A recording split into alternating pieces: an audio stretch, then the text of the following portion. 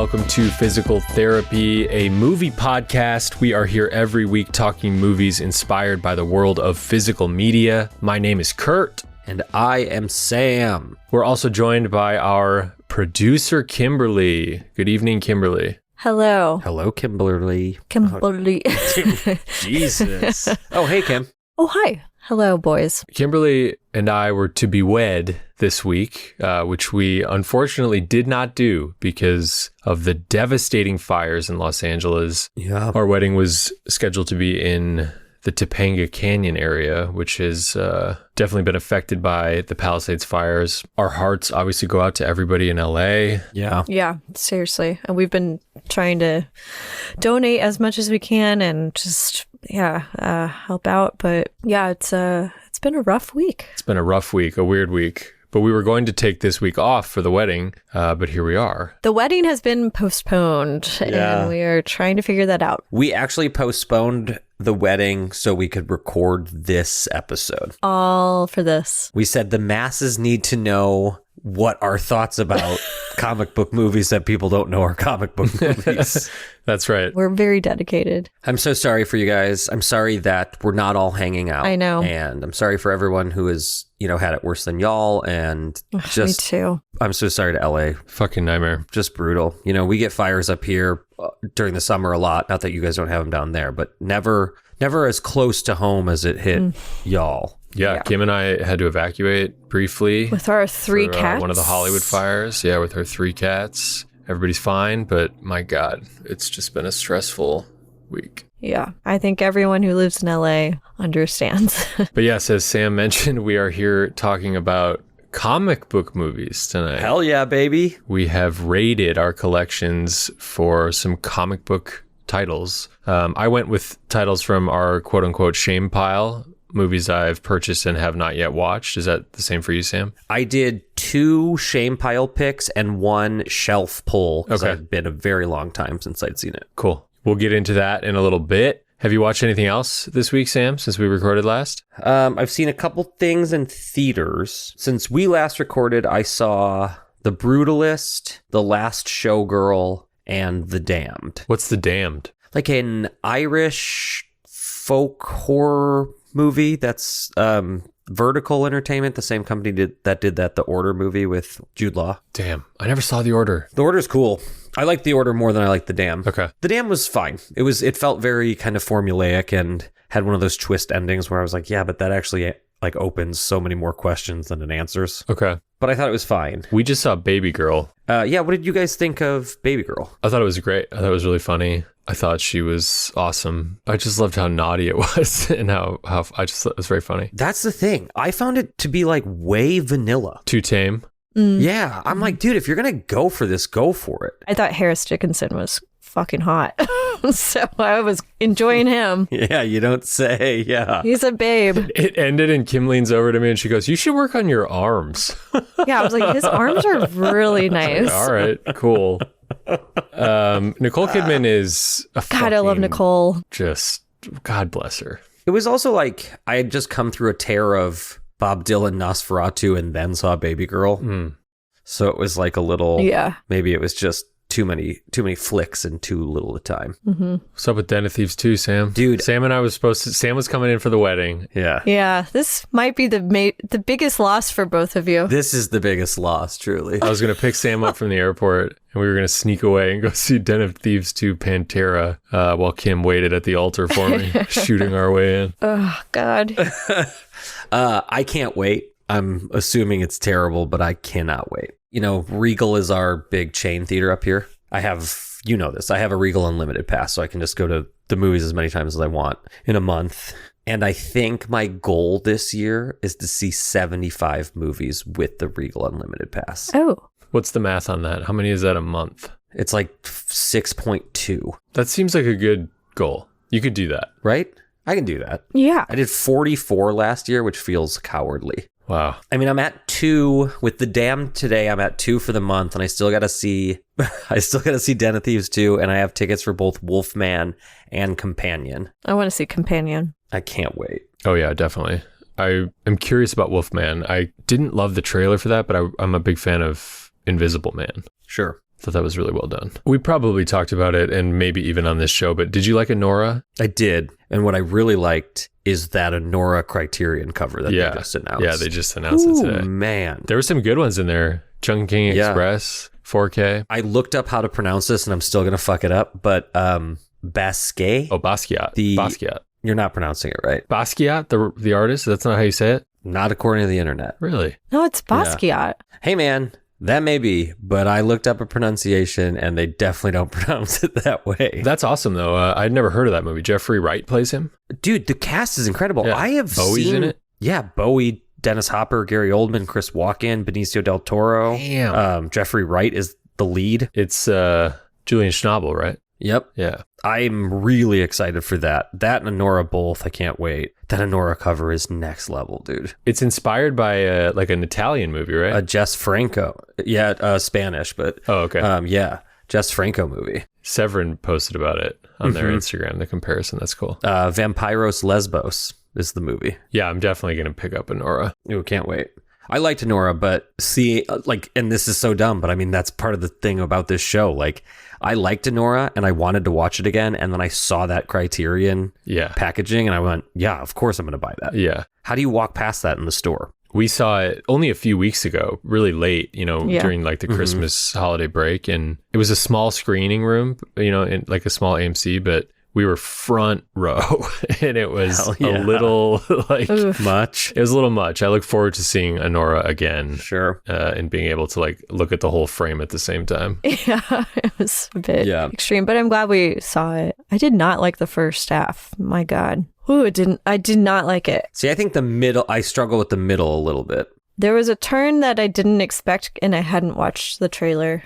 Or, well, I had watched it, but I was like so numb to it. Mm-hmm. And then it surprised me. And then that's when I was like, oh, okay. It's an amazing ending. It's an ending that kind of makes you want to go right back and start over. It wasn't even the ending for me. It was sort of like that third act that I was like, okay, this is cool. I didn't see this coming. Yeah. Both of those announcements are great. Hey, do you know anything about this Shout at the Devil movie that Kino is just came out on Kino? No. Lee Marvin and Roger Moore from the director of On Her Majesty's Secret Service. Ooh. No, haven't heard of it. Shout at the Devil? That's what it's called? Shout at the Devil. The cover's incredible. Texas? Is that Texas? No, it's German East Africa during the outbreak of World War I. Whoa, yeah. And Lee Marvin plays a hard-drinking Irish-American named Flynn O'Flynn. Sam O'Sam.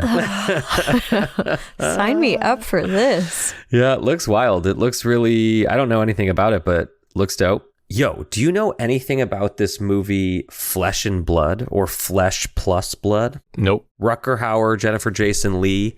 It's Paul Verhoeven's first English language movie. Really? So I just broke my own resolution and bought this while it wasn't on sale. Oh, no. It took 2 weeks. What company is releasing it? Yeah, 2 weeks. It's like I don't know. It's like a German media book. Oh, did you get it on Diabolic or where? I got it on Orbit. Also, the weird bald Nazi guy from Raiders of the Lost Ark is in it. The guy who gets his face melted? Yeah. Fuck yeah. Director Paul Verhoeven brings no-holds-barred action and sensuality to the Middle Ages. I'm there. I am there. That'll do it. So, yeah, I wanted to chat with you about that. Sign me up. Sounds fucking great. Shout out the devil. Sign me up. Have you gotten anything else? Well, I ordered those Second Sight scanners and the Brood. Yeah. And in doing that, I was like, I may as well put Flesh and Blood in the same cart. I realized when I had pre-ordered some other stuff, I didn't end up actually getting Control because the release dates were super different, and I didn't want to wait on a package. Okay. So I threw Control in on that order as well. I just looked at my Amazon order history to see if there was anything I had gotten, and I just want you to know that the top of my orders placed arriving March 25th for a total of $49, which will 100% go down. Like, it's like a pre-order price, whatever, guarantee. Tell me it is what I think it is. Kino Lorber's 4K of Black Sheep. Oh my God. Which I not what I really thought you were hope gonna- isn't $49. Guys, I purchased a Blu-ray. What? This week. Oh, yeah? Yeah. What? When? I didn't even tell you, Kurt. You bought a movie? A Blu-ray? I bought a Blu-ray. Where the on fuck is it? Amazon. It should be here at the next week, I think. Is it a But- 4K? No, it's a Blu-ray. It's an indicator release. Is it available on 4K? Did you do your research? here? Yes, I did my research. I did it. And Are you going to tell us what it is now Yeah. or just going to wait? I can. No, I feel like No, you should tell us I now. wonder, Sam, nervous. if you have this yet. It's called Eye of the Cat. Wait, I think I've seen this. I know the cover at least. Yeah, it's like a bunch of black cats like screeching, and there's like this hot lady in her negligee screaming at dude. them. Anyway, I saw just like a clip of it on Instagram or something, and I was like, what is this? I have to see this. So I've not seen this, but I know the poster without a doubt. this is why I ordered it. This looks insane. Is this, you got, what I'm seeing is Shout Factory, Kimmy. Did you get an indicator version of it? They were out of that. I got the indicator one. Shit, dude. Kim, you got me, man. I'm going to see if they have this at Music Millennium. Music Millennium when I go there with my little gift cards. Let's do a cat episode. Oh, Kim, that's a fucking great idea. Yeah. Jot that down, somebody. A cat episode is a very good idea. Yeah. We have so many cat movies. There's this other crazy movie called The Cat that I don't know if anybody's ever put it out, but a cat fights a Rottweiler in a junkyard. Oof. Damn, cat movies. That's fucking awesome. Well, Cat People, Curse of the Cat People. Yeah, there's a lot. Cancel this episode right now and just come back. And, okay, so what's interesting is Eye of the Cat, the indicator version, is a Region B locked Blu-ray. Okay, so it will not play in American players. Sam has a region free player. Mm-hmm. I have a Panasonic 4K player that's American region A locked, but our good friend Travis months and months ago turned me on to this like little like remote control hack that you can do on the Panasonic 4K player. Which if people are interested in, hit us up on Instagram because I don't remember exactly what it is off the top of my head, but all you have to do is press like 2 buttons after you put in a region B disc and it's like, I'm sorry, this is region locked. You can't fucking play this. You press like 2 buttons on your remote and suddenly it can handle it. It's just like this little trick that has opened my world up to endless possibilities, such as Eye of the Cat. We love it. Man, I gotta fucking buy Eye of the Cat. So can't wait, Kimmy. This sounds awesome. Yeah, I have the cat, people. Hell yeah. The last thing I needed to bring up, our own show just messaged me on Instagram about a little movie called Hollywood Homicide. Dude. And I need to know, Dude, Okay. is Hollywood Homicide fucking awesome or what? what the fuck is up with Hollywood Homicide? I was like, we got to talk about this. IndieWire, right? Yeah. Yeah, they said that it has the best chase scene ever in a movie. What's going on here? That's such a strong statement. Did we as a culture miss how tight Hollywood Homicide is or something? Have you seen it? No, because it was like destroyed by critics. Yeah. I mean, especially for you as a huge Josh head, you know? Number one, Josh Head. We got to watch this. I know. Let's check on the physical media. This also seems like a movie right up Kino's alley because it's like 2003, right? Oh baby, guess who owns the rights? Who? Little company called Mill Creek Entertainment. No, no. We're right back in SWAT's arms. Dude, what's the 2-pack of it? This and There is one. What Lies Beneath? No. No, that'd be awesome. A little movie called Hudson Hawk. Oh, the fucking shitty Bruce Willis one? Yes. Oh no, is this our next double feature? Mill Creek double feature, Hudson Hawk, Hollywood Homicide. All right, somebody earmark it. Oh Somebody my earmark God, it. dude. Oh no. And I think it's out of print. God damn it. God damn it. Okay, I cannot wait to buy this off eBay tonight. This is Oh no. the depths of madness that we have Yeah. just entered. If we both buy Hudson Hawk and Hollywood Homicide, Let's just get it over with now and say we're going to and do a show on it because what's going to happen is in 2 days, one of the two of us is going to text the other and say, yo, what's up with Hollywood Homicide? It's going to happen. oh no. I bet 6 of the 9 people that listen to SWAT and Basic would follow us into that zone. Hell yeah, dude. Join us. Good. Okay, we are gathered here today to talk about comic book movies. I have a feeling, Sam, that maybe neither of us have picked The Avengers or The Dark Knight or things of that nature. I think we made an agreement to hold off on at least Batman. Yeah. Because we are going to do an episode on probably a two-parter of Batman Forever and Batman and Robin. Yes. So good luck with that episode, everybody. The ones everybody wants. So we made an agreement to hold off on Batman. And yeah, I didn't really pick any from the major studio or like the two big producers, right? DC or Marvel. Yep. Or did I? Okay. Oh. Great. Yeah, I've got two that are definitely not in the DC Marvel zone. And then I have one that's kind of a cute, cheeky pick. Cool. Mine, I had a really good time with. I actually had a great time with this exercise. I went through Wikipedia and pulled up a list of American comic book movies. And I read through that entire thing just so I could cross-reference my shame pile. Okay. Just to make sure I wasn't missing a title. And I had a lovely time watching these movies and rewatching these movies. Yeah, this was fun. Why don't you start us out with your first? Okay. I will start us off with two. Wait, can I ask one more question? Yeah. Before, because we had talked about doing this idea kind of earlier on, did you have your three picked out quickly? No, only one of them. And the one I'm going to start with came to mind right away is just like, oh yeah, that's definitely like based on a comic series,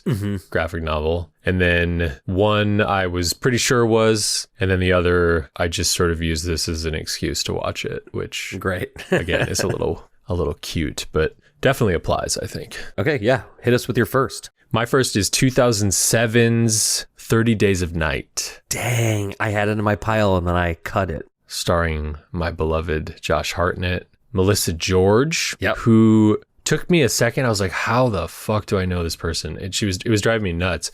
It turns out she is a very prominent role in the first season of In Treatment, the HBO series with Gabriel Byrne. That my brother fucking loves. Your brother loves. Yeah. And I had a real moment with as well.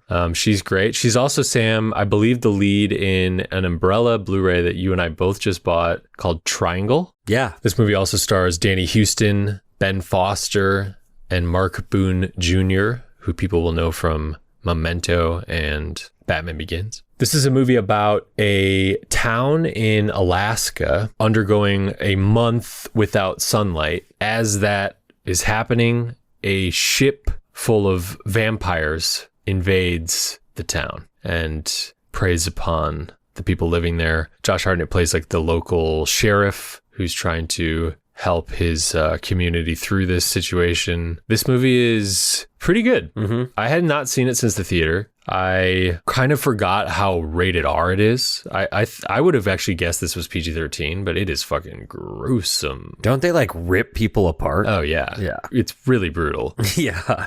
The vampires have like a really cool kind of teethy look to them. They don't look like your traditional like Dracula style vampires. I don't know what you'd compare it to. It's like, I actually, to be honest with you, I had forgotten so much about this movie that if you had asked me what I was going into, I think I was going to say it was a zombie movie. Oh, really? Or like some type of hybrid zombie thing. I'd forgotten that it was like interesting because they don't like, it's not like I'm gonna suck your blood. It's like I'm gonna fucking rip your neck out. Yeah, without a doubt. The teeth, I mean, even more so in 30 Days a Night, but it's a little like Fright Night-esque. It's like their mouths become this like trap of teeth more than it is like two fangs. Yeah, it's like a shark mouth. Yeah. The makeup is excellent. Everybody, like the vampires have like a very specific look to them, their eyes and kind of like their black, facial right? structures. Yeah. Damn. And they do these like animal like calls to each other, these like screams. Cool. It's very creepy. I didn't love, I would say, like the third act of this movie. Okay. I don't know how much you remember it. I've read the comic a handful of times, so. Okay, cool. Yeah, I've not read it. Dark Horse, right? Is them? Yeah, I'm pretty sure. Yeah, which is, aren't they near you, Portland? Dark Horse is a Portland company, yes. It all starts to go south when Josh Hartnett has a beard that I'm pretty sure is completely fake. He looks great until then, but... I love fake beards sometimes. There's a scene in which this couple is in their house and the vampires, I think they like break in and they pull the wife under the house and this guy's trying to save her and there's this sort of like goblin-esque percussion happening, this very like Suspiria inspired music. Cool. It's gnarly.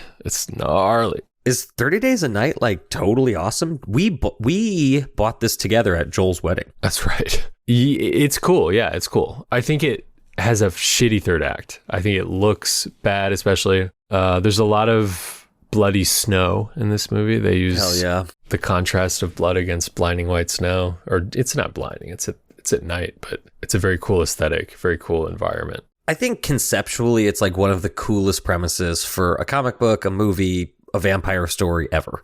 It's like, hey, let's go to where we're invincible, basically. Right. It's awesome. I have in my notes written down back to back. I have axe, head chop, bad beard, bad ending. That's my review. That's on the cover, actually, of the Blu-ray. Okay, so for my first one, I'm going to stay on that level and meet you in Antarctica for 2009's Whiteout, starring Kate Beckinsale. Oh my God. That's based on a comic book? Yeah, dude. Wow. A 1998 comic written by Greg Rucka, who's a well-known comic book writer. This movie stars Kate Beckinsale and Tom Skerritt. Wow. Dude, what is up with Whiteout? So Whiteout is a lot like the fourth season of True Detective. It stars Kate Beckinsale as a cop in Antarctica who's also about to leave Antarctica because it's like the really bad winter is setting in. So it's like the last plane out. She's also retiring from that post. Okay. Or from the U.S. Marshals in general. The day before she's supposed to get on the plane to leave, she discovers a dead body that has been frozen, but you know, everything points to that the person was killed elsewhere and dragged there. It starts this mystery that begins to unfold when Kate Beckinsale is like a masked killer tries to get her later that night after she discovers the body. What kind of mask? Kind of like a snow mask. Like it's just a lot of black with like ski goggles. Okay. It's not cool. I'm really sad to report that Whiteout fucking blows. No. Oh. It's a lot of like really bad CGI snow. Oh, no. At the prologue of this movie is in 1957, we watch a Russian cargo plane like crash into Antarctica. And through this entire movie, we don't really know who's chasing Kate Beckinsale or what's going on. And we discover that there was like a bunch of diamonds on this plane that has gone down. So there's like two different groups of people looking for them. And within that, this whole mystery kind of unfolds, and it's just really boring and flat. It's also 2009, and I thought it was like 2004 or 5. It's way later than I thought, which is why I'm surprised that I saw it in theaters. Oh, you'd saw it in theaters? I'd seen this in theaters, yeah. Oh. I like took myself out to the River East one day and was like, I'm seeing Whiteout, baby. I'm not going to class. I'm going to see fucking Whiteout. It was just like, yeah, okay, whatever. You know, I mean, it's funny watching it now because the minute I turned it on, I was like, God, this is all I'm seeing is True Detective at this point. True Detective is just doing the thing. This isn't the thing. It's like just... No. Yeah, very much so. I mean, it's also one of those movies that you can tell who the bad guy is. Oh. You know, like 10 minutes in. That's too bad. I will tell you, it is the same director as Gone in 60 Seconds and Swordfish. Oh, shit. So where the motherfuck is Swordfish on 4K? Is it not out yet? Come on, Kino hasn't done that. Anytime we think of a shitty movie from the mid 2000s, we're like, come on, Kino's not put that out yet. Oh, dude, Swordfish. Oh my God. Kim, have you seen Swordfish? Yes, but it was like in college. I don't remember it. I just remember Halle Berry being naked. Wait, but I have to bring up that Whiteout has a 7% on Rotten Tomatoes. Holy shit. Wow. It was torn apart by critics, and that makes perfect sense. I think we might need like a rule on the Rotten Tomatoes percentage of our picks here. I think maybe that should lead us a little bit. We got to get one above like 15% one of these days. Wait, what is SWAT? Let me look. Sam, are you frozen? Sorry, no, yeah. Okay, so I want to say this about the reception of the movie. Kate Beckinsale plays Carrie Stetko, a U.S. Marshal. So upon seeing the movie, the author of the comic, Greg Rucka, he, quote, Comic Carrie and one-act play Carrie would shake movie Carrie down behind the bleachers, laugh her out of the You Share Our Name club, and send her limping and mewling home to mother, and they wouldn't feel a moment's regret about doing it either. He really hated this movie. Oof. When's the last time you laughed somebody out of the You Share Our Name club? I mean, I do it quite often, but yeah. AOL.com's movie phone staff rated it as the 8th worst movie of 2009. Wow. Brutal. Yeah, it's just kind of like everything you think it's going to be, and there's like no interesting twists or turns the whole time. Okay. A waste of time. Waste of time, if you will. This is getting thrown into the sell pile. That sucks for like R.I.P. the writer of the comic book to be like, yeah, that like they just fucked that up so bad. It also just reeks like this time where we're introduced to Kate Beckinsale's character, and then within like 2 minutes, she's like stripping down and getting in the shower, and we're watching it for like absolutely no reason. And I'm not a prude by any means, and Kate Beckinsale is insanely gorgeous. It says the man who had a picture of Kate Beckinsale in her underwear on his bookshelf right next to his bed all through college. Hell yeah, baby. Just for you. But it just felt like gratuitous in like a just like grossly weird way. Yeah. Just creepy. Yeah, it just felt like fucking Maxim magazine. Yeah. Like in a movie. Yeah. That's unfortunate. So no thank you on that one. You gave it a shot. Hey, I tried, guys. I bought true stories that I bought 30 Days of Night and Whiteout on the exact same night at our friend Joel's wedding. Sitting right next to me. Oh, imagine that. You too. Well, fear not, Sam. I'm here to save us all with my second pick. Hell yeah. Hell yeah. Which is a fucking 10 out of 10 masterpiece. I watched Lionsgate's 4K of 2012's Dredd. Hell yeah, dude. Dredd is based on the Judge Dredd comic strip, and it is about a future society in America, a metropolis called Mega City 1, which is like a brutal urban wasteland. Yeah. Policed by judges who are basically like cops that have the power to... They're judge, jury, and executioner, like all in one. All in one. The politics of this movie might be entirely complicated, but this movie fucking rules. It's very inspired, I think, by The Raid, right? Yeah. It's so similar. Yes. I mean, without a doubt, but also I think like very inspired by the comics too. You know, this comic's been running forever. Yeah. But just the actual plot is about Judge Dredd, who is like a notorious like badass cop who has a shadow basically for the day, a young rookie, and he is assessing her ability to be a judge or not. She is played by Olivia Thirlby, who people would definitely recognize from things, most recently Oppenheimer. She was in that. And she and Judge Dredd end up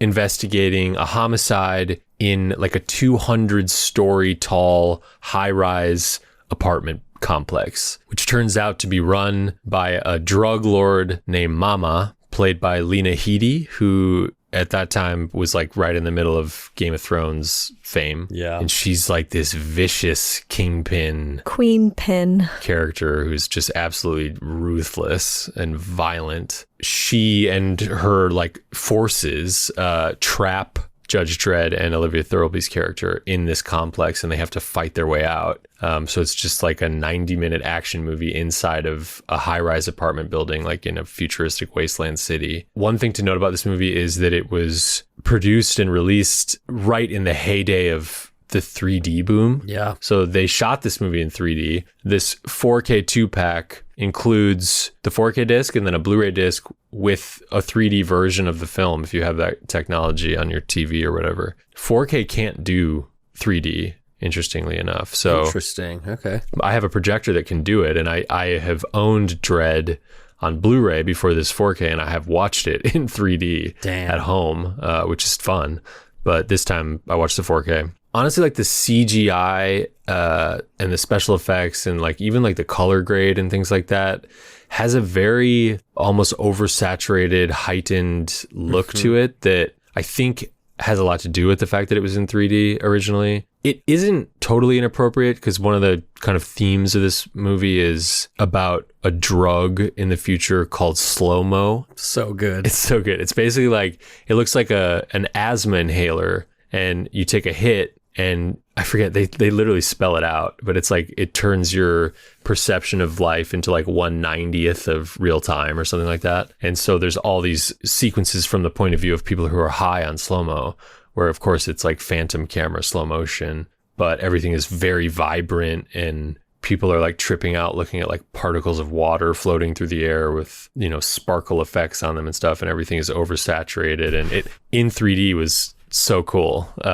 And then Judge Dredd like kicks in a door and shoots 6 dudes, and they just like explode in slow-mo. You're like seeing bullets go through people's face at ultra slow motion. Just a badass movie, and tonally really, really good. I was so pleasantly surprised to return to it and find tonally how solid I thought it was. Mm-hmm. Carl Urban plays Judge Dredd, and he's got a voiceover at the beginning, and you're just in. It's just like really brooding and serious, and he's so good in that role, and you never see his face. I mean, it's just like, it's perfect. It's gnarly. Very, very self-serious in a good way, though. So the rumor is Alex Garland, who wrote the script, right, from 28 Days Later and Civil War and Ex Machina and The Beach, a lot of things. Sunshine, my beloved Sunshine. Mm-hmm. The rumor is that he kind of like directed this movie. Well, my understanding is like that I think he was on set for the whole thing and perhaps was looked to as much as the director was. From certain people, but yeah. Hell yeah. It's a fucking banger, man.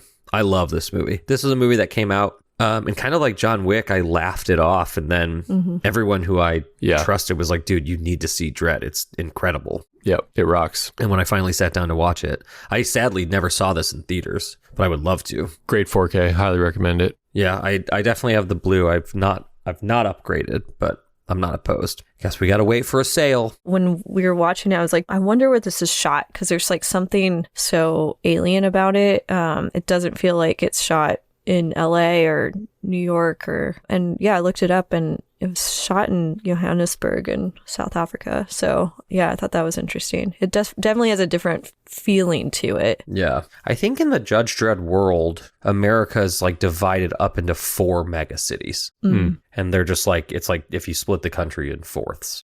Mm-hmm. What's up with Judge Dredd? Stallone. Dude, did that just get announced? No, I don't think so. Well, you fucking better believe. You better believe we're doing it. Is it good? Is Sandra Bullock in that, or am I just confusing that? No, it's Diane Lane. Oh, Diane Lane. Oh, wow. Yeah. And fucking, what's that little pipsqueak's name? He's like in all of Adam Sandler's movies. Rob Schneider. Oh, yeah. Yeah. He's definitely in that. Oh, he's fucking in it. Judge Dredd probably sucks, but I'm so in. I am the law. Is that? Yeah. Yeah. I am the law. Yeah, that's how he says it. Have you seen the trailer at all for 28 Years Later? I'm avoiding it. Dog, I've seen 2 shots from it. Sign me the fuck up. Yeah, I hear it's so good. Yeah.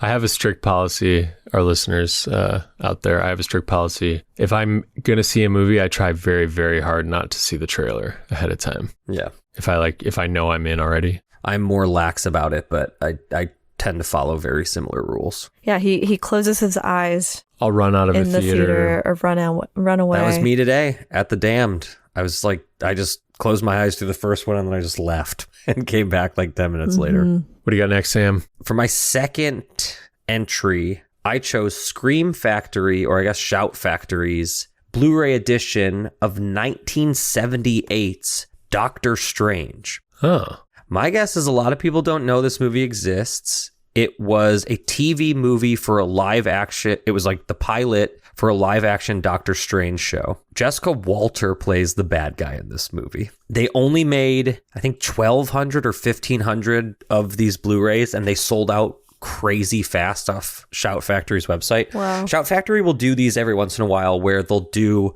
site exclusives, and they're always like 12 to 1,500 units. So if it's like popular, or I don't think that this movie is popular, but I think that the name was popular at the time. I believe it came out right around the second Benedict Cumberbatch Doctor Strange movie coming out. This is the same Doctor Strange? This is that Same Doctor Strange. character. This is Marvel's Doctor Strange. Okay. And if Marvel Studios had any fucking balls this time, they would have put this fucking guy in their newest Doctor Strange movie. This movie is so fucking dumb and awesome and fun, dude. It is. It makes absolutely no sense.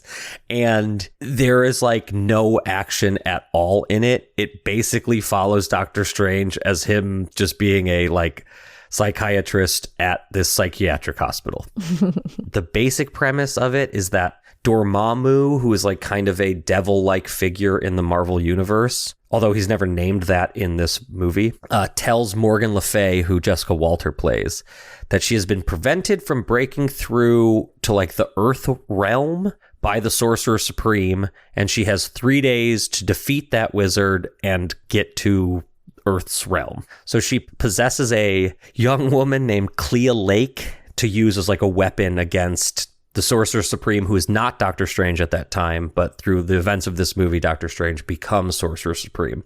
So I'm assuming what they were going to do is that every week he was going to go on like a new journey or quest of some kind as Sorcerer Supreme. But it was like a pilot movie. Yeah, it was a when I bought this, I did not know that it was a TV movie. I figured it was just like went straight to VHS or something, but apparently it did show on CBS, which at that time also had The Incredible Hulk. Mm-hmm. And they had a live action Spider-Man series as well. Wow. Kim, do you know who Jessica Walter is? What is she in? Lucille. She's Lucille and God. yeah. Kim is obsessed with just- Lucille. Oh I my feel God, like Kim. I'm turning into her. Kim, you need to see this because she's like young. God, I and love her. it's so funny. Also, Peter Hooton plays Doctor Strange, and his like, I'm assuming the director was like, "Hey, man, I just need you to stare at me all the time." He's got these like crazy blue eyes, and it's just him like very wide-eyed staring in every single scene that he's in. Wow. Yeah, it looks amazing. It looks just so campy and fun. It's extremely campy. It could be more fun, but I had a really good time watching it. 2 friends came over and we watched it together, had a couple drinks, you know. The woman who plays Clea Lake is named Anne-Marie Martin, and actually her real birth name is Edmonda Benton. But I bring this up because she was married to Michael Crichton, and she has literally 1 writing credit to her name, and that is of 1996 Twister. Wow. Did she co-write the book with him or something, or come up with the story, or he just brought her on for the script? I think she wrote it with him. Wow. Yeah, because I don't think Twister is based on a book. Oh yeah, sure. But how fun is that? That's really fun. I read that like later that night and just started cracking up. This is a Blu-ray that like when it first went out of print off of Scream, like you could sell it for like $75. And I'm assuming everybody has watched it who cares, and now you can sell it for about 30, but I'll be keeping this and putting it on my shelf. It's a bad movie, but I have a big soft spot for that early Marvel stuff. I was a huge Marvel Comics kid growing up, and like being able to watch something like, and I was never a Doctor Strange guy, but this was very fun. I love Doctor Strange. Damn, you got to see this then. You love Doctor Strange and Jessica Walter? Yeah, I think this is made for me. All right, for your wedding present, I'm sending you a copy of Doctor Strange. Wow. I think it's funny to imagine a universe in which, now that Marvel is such a big, huge thing in the film industry, like imagining a 70s universe where we would have gotten, you know, a Hulk, Doctor Strange, Amazing Spider-Man crossover. Those were the days. We didn't even know it. Sign me up, baby. Sign me up. All right, Sam, as I warned you, my last one is a little tongue-in-cheek. I watched Arrow's 4K of 1995's Mallrats. Ooh, okay. That counts, though. Hell yeah. Not based on a comic book, but all about comic book fans, and it's made... I mean, Stan Lee's in this movie. It counts. Stan Lee's in this movie, and obviously made by a filmmaker who loves them. I think you could probably argue that if, while not being a comic book movie, without comic books, this movie would not be made. Oh, yeah, for sure. Absolutely. This is a movie about 2 friends who are like college-aged, who both get dumped basically on the same day and go to the mall. And the whole movie takes place at the mall, where a like game show is going to be Oh, shot. it's so good. And the producer of the game show is one of the guy's ex-girlfriend's dads. The ex-girlfriend is going to be the contestant on the game show, and it's like a dating game show. And these two friends kind of like sabotage their way into becoming contestants on the show in order to get their girlfriends back. It's probably one of the first 5 DVDs I ever had. Wow. It's just like, to me, like just a legendary DVD. Shout out to Pat Kramer if he's listening to this. We would just watch it over and over. And this is Kevin Smith directed this, his second film after Clerks. Honestly, holds up so much better than I thought it was going to. It's really funny. And it's not that offensive. Yeah, but it's also like, it has some bite to it still. It's still really gross. Yeah, without a doubt. It's got incredible dialogue. It's just very stylized from beginning to end. Jason Lee plays one of the main characters, and it's almost like Samuel L. Jackson like doing Tarantino dialogue. Like, you know, he just sounds like he's like born to say these lines. Yes. Nobody else could ever do it with such ease. That kid is back on the escalator. You have to face forward or you risk the possibility of shock and damage.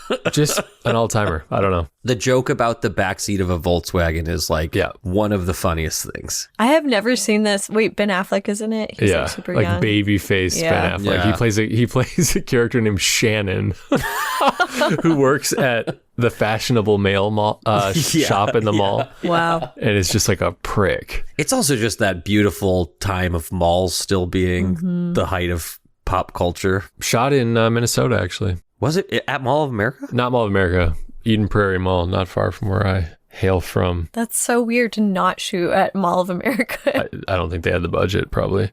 Yeah. Sure. Kevin Smith was fucking 25 years old when this movie came out. No way. Yeah. And I don't think it really did well when it came out, right? It was critically very panned because there was a lot of expectation, I think, for him after Clerks. And then this movie is so, on some level, kind of juvenile that I think it got written off. When I first moved to Chicago, first week I was there for film school, I was 18, had barely, other than observing the set of Jingle All the Way as a child, I had never really, crossed paths with anything Hollywood, like never met directors before, never like saw sets or whatever.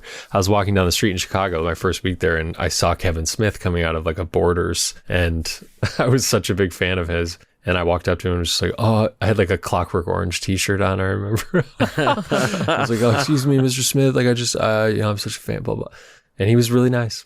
Really nice guy. Oh. Really sweet to me. That's great. Took a few minutes to talk to me. We love it. Shout out to Kevin Smith, man. Take us home, Sam. Okay. So this was my shelf pull. This is a movie that I love just so much. And it had been maybe 20 years since I'd seen it. Whoa. I picked 1991's The Rocketeer. Oh, wow. Oh, I love The Rocketeer. I haven't seen that since I was probably like single digits. I love that movie. This is based on the 1982 comic book, which was kind of an homage to like the serial superhero or heroes from the 30s and 50s. Okay. This movie follows Cliff. Let me get this name right. Booth. This movie takes place in 1938 Los Angeles and follows a stunt pilot, Cliff Secord. He discovers a stolen jetpack in one of the hangars at the airport that he works at and hangs out in. And it like creates an entire adventure with 30s Hollywood glamour and Nazis and jetpacks and blimps and planes. This is a movie directed by Joe Johnson, who would later go on direct Jumanji and Captain America, the First Avenger. This movie we had on VHS when we were kids, and it fucking rules, dude. It's amazing. So Cliff finds this jetpack that Howard Hughes designed, played incredibly by Terry O'Quinn, Locke from Lost. So he finds this jetpack, him and his best bud, Alan Arkin, who is a like total plane savant. He can fix anything. He has plans for all this stuff. So he builds him a helmet that'll help Cliff fly with the jetpack. He redesigns the jetpack a little bit, and they like go off on this crazy adventure. The mob gets involved. Like I said, Hollywood gets involved. The Nazis get involved. This movie is like a blast, dude. It looks awesome. It sounds awesome. It's like a very fun time. The cast is Billy Campbell, Alan Arkin, Jennifer Connelly, Paul Sorvino, Timothy Dalton. Alan Arkin is fucking hilarious in this movie, like he is in Edward Scissorhands or Little Miss Sunshine. Jennifer Connelly looks like a fucking $1 billion in every scene she's in. So good. Timothy Dalton is like fresh off of James Bond in this. And honestly, the design of the movie is so cool because it incorporates a lot of that like 30s serial vibe and look to it. The helmet that they build for the Rocketeer is the coolest thing ever. Cliff's in this awesome like light brown leather duster the entire time with a fucking jetpack strapped to his back, dude. This is rated PG. There's like Tommy gun, machine gun battles with the cops. Like some cops get killed, some gangsters get killed. There's a crazy like Goliath like creature guy in this movie who's just a dude with a bunch of prosthetics on, but it's really early CGI, but it's balanced with practical effects. It's fun, man. I had such a good time rewatching this movie, and I don't know what the equivalent to that type of movie is today. I guess it's something like the Marvel Cinematic Universe, but so much of that is CGI and the humor is not smart. And that's like coming from somebody who can like sit down and watch a Marvel movie and have a decent time with some of them. Like, I just don't see anything that is as cool or as funny or as interesting as The Rocketeer. Looks like it's a potentially out of print Disney Blu-ray. I think so. This is one of those ones where it's like on the cover, they have the little like Disney movie rewards logo on it, which I think they got rid of a long time ago. Yeah, it looks like it's from like 2011. That was definitely a Blu-ray that I bought and just threw on the shelf like before I was really doing the shame pile, because I don't think I'd ever sat down and watched that. I hadn't seen it since I was a kid, man, and it hit me the same way that it did when I was a kid. I was able to follow the story much, much easier this time, which is not complicated in any way, but there you go. Comic book movies, unexpected comic book movies, I would say. That was fun. I'm pretty sure I didn't know that any of yours were based on comic book movies. Sam. Really? I mean, Doctor Strange, I guess I just didn't know that existed, that version of it. But fair. I did not expect Whiteout, and I did not know about The Rocketeer. Okay, before we go, it's time to put wishes out into the physical media universe for titles on formats that do not yet exist. Sam. Uh-oh. I wish.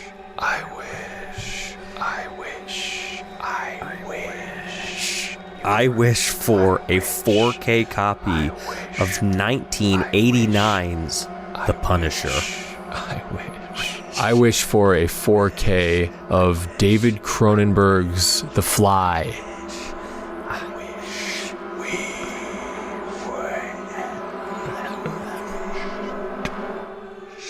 Wait, let me ask you a question. Is the way that you got to The Fly, were you thinking about comic book movies and then you were like, David Cronenberg directed 2 comic book movies, or 1 comic book movie, and then got to The Fly? Nope. What was this comic book movie? A History of Violence. Oh, interesting. No, this is not on theme. It is inspired by the current marketplace of Second Sight, who just announced Scanners and The Brood are coming out in 4K, which I'm really excited about. But The Fly has always been one that I have been wishing for a 4K of. The Fly is Gina Davis, Jeff Goldblum. Jeff Goldblum is a scientist who is working on some type of like teleportation device, and a fly travels into his machine. Yeah, his device breaks down your DNA as it teleports you. And the first time that he uses it, a fly gets into the machine with him. So when it puts him back together, it puts his DNA with the fly's DNA, like into his system. And he slowly starts like deteriorating. Oh, dude, the effects would look incredible on 4K. It is like 11 out of 10 disgusting, The Fly. Yeah. It is so gnarly. But the movie plays like a 1-act play. Like a one setting play. It's phenomenal. There's 3 main characters. It's fucking awesome. Kim, have you seen The Fly? The Cronenberg one? Yeah. No. Isn't there an older one? Yes. There is, with Vincent Price. Yes. Yeah, the 1958 one. Yes, I've seen that one, and I have no desire to see the Cronenberg one. It is too gross for me. I'm going to show it to you if it comes out. No. I can't do it. I wished for the Thomas Jane version of The Punisher earlier on, so why not go the Dolph Lundgren version from the 80s, which I actively think is a terrible movie. I can't remember it at all. But, we love Arnold Schwarzenegger on this program, and I feel like Dolph is right there in that wheelhouse. Yeah. He'll want to Wow. Hating on Dolph. But I just feel like give me more Marvel stuff before Marvel like ruled the world. Yeah. Give me its campy, silly ridiculousness that they tried to bury for so long. be. Yeah, bring it back. All I remember about this movie is that Frank Castle, played by Dolph, drives a motorcycle through the sewers a lot. Great. Sounds fucking sick. What else do you need? Yeah. And at one point he has like a massive like minigun, basically like an M60, and just like mows down a room full of gangsters. Great. I wish your name was Dolph. Dolph. Dude, when this podcast would be so much more popular if my name was Dolph, if we were like, my name's Kurt and I'm Dolph. Dude, you know who's in The Punisher from 1989? The evil doctor from The Fugitive. Oh, yeah. Yeah. When yeah, is there an evil doc? Oh, like the bad guy? Like the Yeah. The bad guy. The corrupt guy. Yeah. I thought I was picturing like a mad scientist doctor. When he approaches him, he's like, you did it all for what? For what's the drug in The Fugitive? Oh yeah. I don't know. He's giving the keynote speech and he's like, you did it all for New Galactic or something like that. Oh my God, it's incredible. Okay, that's it for another episode of Physical Therapy. Thank you all for listening. We appreciate you so much. Thank you to Patrick Laban for our music. Thank you to Kimmy for producing this show. Someday you'll be my wife. Yeah, all of our LA fans and friends and everybody else, Yes. please stay safe. Yes. We will be back next week and can't wait to see you then. I have no idea what we're going to be talking about. We gotta figure that out.